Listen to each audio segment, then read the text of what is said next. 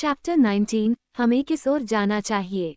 Kennedy ने पूछा, जब उसने अपने मित्र को कंपास से सलाह लेते देखा। उत्तर उत्तर पूर्व। दोस्त, लेकिन वो उत्तर नहीं है। नहीं, डिक, और मुझे डर है कि गोंडोकोरो पहुंचने में हमें कुछ परेशानी होगी। मुझे इसके लिए खेद है, लेकिन आखिरकार हम पूर्व से आने वाले अन्वेषणों को उत्तर से आने वाले अन्वेषणों से जोड़ने में सफल हुए हैं और हमें शिकायत नहीं करनी चाहिए। गुब्बारा अब धीरे धीरे नील नदी से दूर जा रहा था। डॉक्टर ने कहा, एक आखिरी नज़र इस दुर्गम अक्षांश पर, जिसके पार सबसे साहसी यात्री भी नहीं जा सकते। यहाँ कुछ ऐसी अड़ियल जनजातियाँ हैं जिनके बारे में पैथरिक, अर्नोल्ड, म्यूनी और युवा यात्री लेजेंड ने बात की है, जिनके हम ऊपरी नील नदी पर बेहतरीन काम के लिए आभारी हैं। इस प्रकार कैनेडी ने जिज्ञासापूर्वक कहा, हमारी खोजें विज्ञान की अटकलों से सहमत हैं। बिल्कुल ऐसा ही है। बहरहाल अबियाद की श्वेत नील नदी के स्रोत समुद्र जितनी बड़ी झील में डूबे हुए हैं, यहीं से इसका उद्गम होता है। निस्संदेह कविता इस कारण कुछ खो देती है। लोग नदियों के इस राजा को आकाशीय उत्पत्ति का श्रेय देने के शौकीन थे। प्राचीन लोगों ने इसे महासागर का नाम दिया था और वे यह मानने से दूर नहीं थे कि यह सीधे सूर्य से बहती है, लेकिन हमें समय समय पर इन उड़ानों से नीचे उतरना चाहिए और विज्ञान हमें जो सिखाता है उसे स्वीकार करना चाहिए। शायद हमेशा वैज्ञानिक लोग नहीं होंगे, लेकिन कवि हमेशा रहेंगे। हम अभी भी मोतियाबिंद देख सकते हैं, जो ने कहा। ये मेकेडो के झरने हैं, जो अक्षांश के तीसरे अंश पर हैं। इससे ज्यादा सटीक कुछ नहीं हो सकता। ओह, अगर हम कुछ घंटों के लिए नील नदी के रास्ते पर चल पाते। और वहाँ, हमसे नीचे, मुझे एक पहाड़ की चोटी दिखाई दे रही है, शिकारी ने कहा। यह माउंट लोंगवेक है, अरबों का कांपता हुआ पहाड़। इस पूरे देश में डेबोनो ने दौरा किया था, जो लतीफ एफेदी के नाम से यहाँ से गुजरा था। नील नदी के पास रहने वाली जनजातियां एक दूसरे के प्रति शत्रुतापूर्ण हैं और लगातार विनाश का युद्ध लड़ रही हैं। तो आप कुछ अंदाजा लगा सकते हैं कि उसे किन कठिनाइयों का सामना करना पड़ा होगा। हवा गुब्बारे को उत्तर पश्चिम की ओर ले जा रही थी और माउंट लोंगवेक से बचने के लिए अधिक तिरछी धारा की तलाश करना आवश्यक था। मेरे दोस्तों, डॉक्टर ने कहा, यहीं से अफ्रीकी महाद्वीप की हमारी यात्रा शुरू होती है। अब तक हम अपने पूर्वजों के पदचिह्नों पर चलते रहे हैं। अब से हमें अज्ञात की ओर बढ़ना है। हमें हिम्मत की कमी नहीं होगी, है न? कभी नहीं, डिक और जो ने एक साथ लगभग चिल्लाते हुए कहा। तो फिर आगे बढ़ो और हमें स्वर्ग की सहायता मिले। रात के 10 बजे खड्डों, जंगलों और बिखरे हुए गांवों को पार करते हुए विमान यात्री कांपते हुए पहाड़ के किनारे पहुंचे, जिसकी कोमल ढलानों पर वे चुपचाप सरकते हुए आगे बढ़े। उस यादगार दिन 30 अप्रैल को उन्होंने तेज हवा के झोंके में 15 घंटे में 315 मील से ज्यादा की दूरी तय की थी। लेकिन यात्रा के इस आखिरी हिस्से ने उन्हें उदास कर दिया था और गाड़ी में पूरी तरह से सन्नाटा छा गया था। क्या डॉक्टर फर्ग्यूसन अपनी खोजों के बारे में सोच रहे थे? क्या उनके दो साथी उन अज्ञात क्षेत्रों की अपनी यात्रा के बारे में सोच रहे थे? निस्संदेह इन विचारों के साथ घर और दूर के दोस्तों की सबसे गहरी यादें भी जुड़ी हुई थीं। जो अकेले ही उसी लापरवाह दर्शन को प्रकट करता रहा, उसे यह बिल्कुल स्वाभाविक लगा कि घर वहाँ नहीं होना चाहिए जिस क्षण से उसने इसे छोड़ा था, लेकिन वह अपने दोस्तों, डॉक्टर और कैनेडी के मौन मनोदशा का सम्मान करता था। लगभग 10 बजे गुब्बारा कांपते हुए पहाड़ के किनारे पर लंगर डाल दिया, जिसे अरब परंपरा के अनुसार इसलिए कहा जाता है क्योंकि मुसलमान के पैर पड़ते ही यह कांपने लगता है। यात्रियों ने फिर भरपेट भोजन किया और सभी ने हमेशा की तरह चुपचाप रात बिताई, नियमित रूप से पहरा देते हुए। अगली सुबह जागने पर उन सभी को सुखद अनुभूति हुई।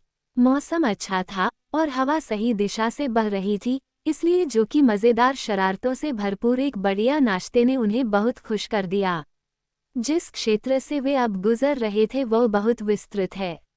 एक तरफ ये चंद्र पर्वतों से घिरा है और दूसरी तरफ दारफुर पर्वतों से यह क्षेत्र यूरोप जितना ही विस्तृत है।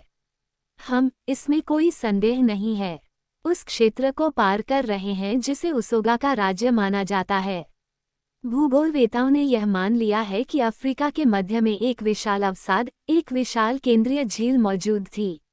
हम देखेंगे कि क्या उस विचार में कोई सच्चाई है, डॉक्टर ने कहा।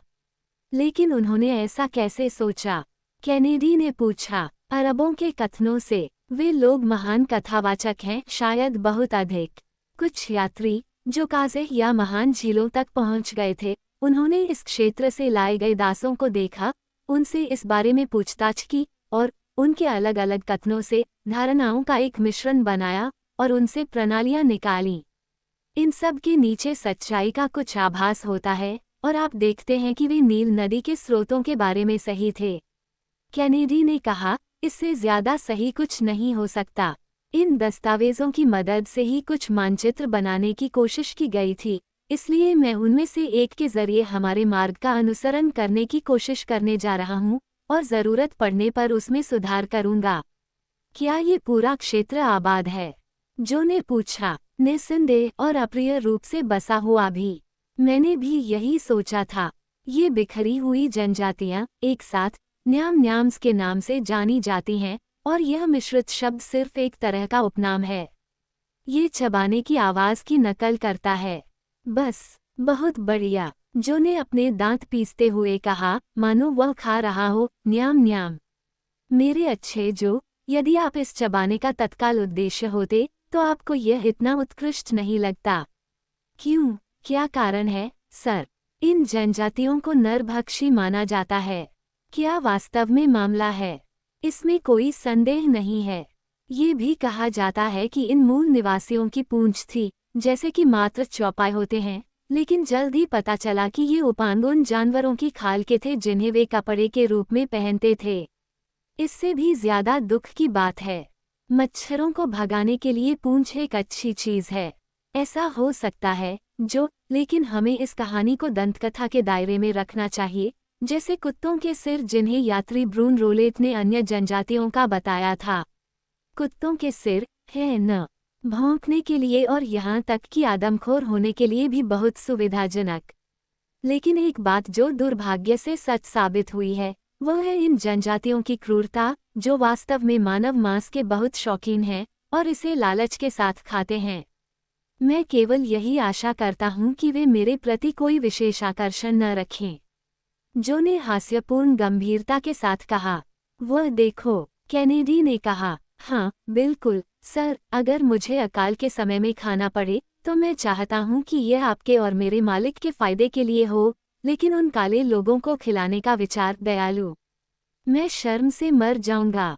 ठीक है, तो जो, कैनेडी ने कहा, ये समझ में आ गया, जरूरत पड़ने पर हम आप पर भरोसा करते हैं। आपकी सेवा में, सज्जनों। जो इस तरह से बात करता है ताकि हम उसकी अच्छी देखभाल करें और उसे मोटा करें। शायद ऐसा ही हो, जो ने कहा। हर आदमी अपने लिए। दोपहर में आकाश गर्म धुंध से ढक गया, जो मिट्टी से रिस रही थी। भूरी रंग की भाप के कारण दर्शक को वस्तुओं में अंतर करना मुश्किल हो रहा था, और इसलिए किसी अप्रत्याशित पर्वत शिखर से टकराने के डर से लगभग 5 बजे डॉक्टर ने रुकने का संकेत दिया। रात बिना किसी दुर्घटना के बीत गई, लेकिन इतनी गहन अंधकार में कि दोगुनी सतर्कता बरतना आवश्यक हो गया। अगली सुबह मानसून की हवा बहुत तेज चली। हवा गुब्बारे के निचले गड्ढों में धंस गई और उस उपांग को हिला दिया जिसके जरिए विस्तारक पाइप मुख्य उपकरण में प्रवेश करते थे। आखिरकार उन्हें रस्सियों से बांधना पड़ा, जो ने इस काम को बहुत ही कुशलता से अंजाम दिया। उसी समय उन्हें ये देखने का अवसर मिला कि गुब्बारे का छिद्र अभी भी वायुरोधी रूप से बंद था। ये हमारे लिए दोहरे महत्व का मामला है, डॉक्टर ने कहा। सबसे पहले हम कीमती गैस के रिसाव से बचते हैं, और फिर हम अपने पीछे कोई ज्वलनशील ट्रेन नहीं छोड़ते हैं, जिसे अंततः हमें अनिवार्य रूप से आग लगा देनी चाहिए और इस तरह जल जाना चाहिए। यह एक अप्रिय यात्रा घटना होगी, जो ने कहा। कैनेडी ने पूछा, क्या हमें जमीन पर गिरा दिया जाना चाहिए? फेंका गया? नहीं, बिल्कुल नहीं। गैस चुपचाप जलेगी और हमें धीरे धीरे नीचे उतरना चाहिए। इसी तरह की दुर्घटना एक फ्रांसीसी विमान यात्री मैडम ब्लेंचर्ड के साथ हुई थी।